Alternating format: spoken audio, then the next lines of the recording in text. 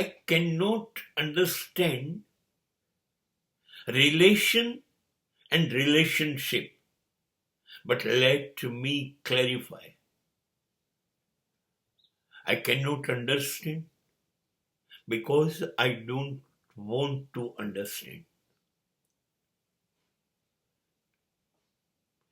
મને બે ત્રણ માણસોએ બહુ સરસ વાત કીધેલી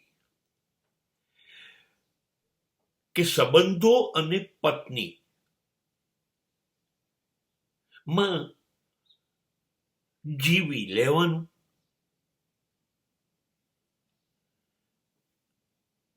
જીવી લેવાનું.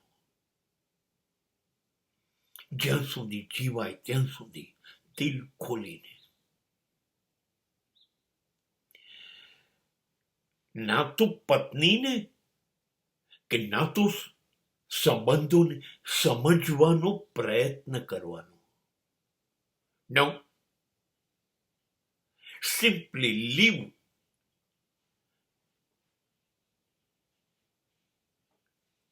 સંબંધોમાં જીવી લેવાનું જ્યાં સુધી સંબંધ છે ત્યાં સુધી, અને ત્યાં સુધી સંબંધ કેવો છે, કેમ છે, શા માટે છે, લાભ છે કે ગેરલાભ છે, રાખવો જોઈએ કે ના રાખવો જોઈએ, આપણે બે જણા સંબંધમાં છીએ, લાયક છીએ કે નાલાયક છીએ, છોડો.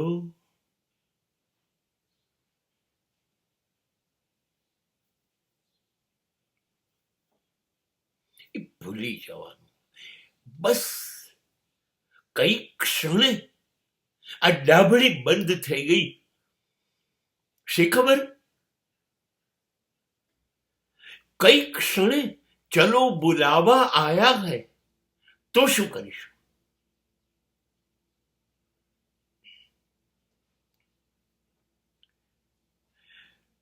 મને તો એવું થાય છે કે સાચી સચ કોઈક મારી જોડે જોડાય કે હું કોઈકની જોડે જોડાવું, કોઈક મારા જીવનમાં આવે, હું કોઈકના જીવનમાં આવું. આ મારા બાપુજીનું રાજ નથી ચાલતું,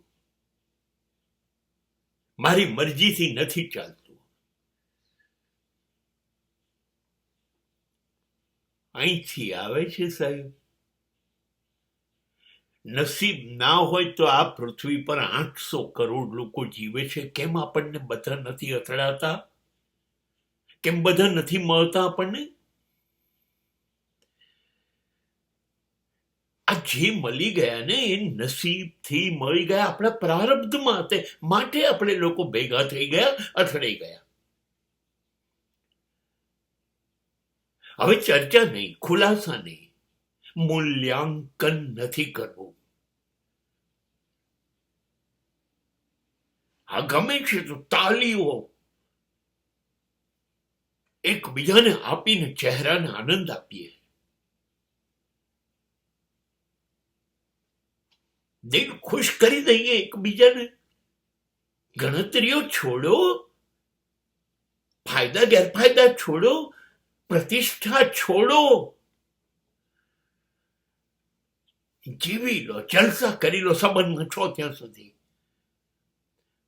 અને પછી સુરેશ દલાલની એક પંક્તિ યાદ આવે છે કે લાગે કે હવે જલસો નથી, મજા નથી સંબંધમાં, તો પહેલો ખાંચો આવે એમાં વળી જવાનું કશું કયા વગર. સંબંધમાંથી ઊભા થતા રેતી ખંખેરવાની નહીં, નહીતર આજુબાજુ પડશે લોકોની આંખમાં. સંબંધમાં જોડાયા ત્યારે સમાજને ખબર હતી. હા, તો સંબંધમાંથી છૂટા પડીએ તો શું કરવા ભૂંગળા વગાડીને સમાજને જણાવવાનું? ગમ્યું તું તો બેઠા હતા, ગમતાનું ગુલાલ કર્યું, નથી ગમતું યાર, બસ. તો તમે તમારા રસ્તે, હું મારા રસ્તે. ચર્ચા હવે નથી કરવી એનું કારણ એ, આ પૃથ્વી ઉપર પારકા અને પોતાના એવું કશું છે નહીં હો ને. કેમ કે પારકા જે હતા એ પોતાના કરતા શ્રેષ્ઠ સાબિત થયા, અને જે પોતાના હતા એ તો પારકાથી પણ ગયા. હવે તમે સંબંધ કેવી રીતે મને સમજાવશો? મરી જાઓ આખી જિંદગીમાં, ના તો પત્ની સમજાય કે ના સંબંધ સમજાય.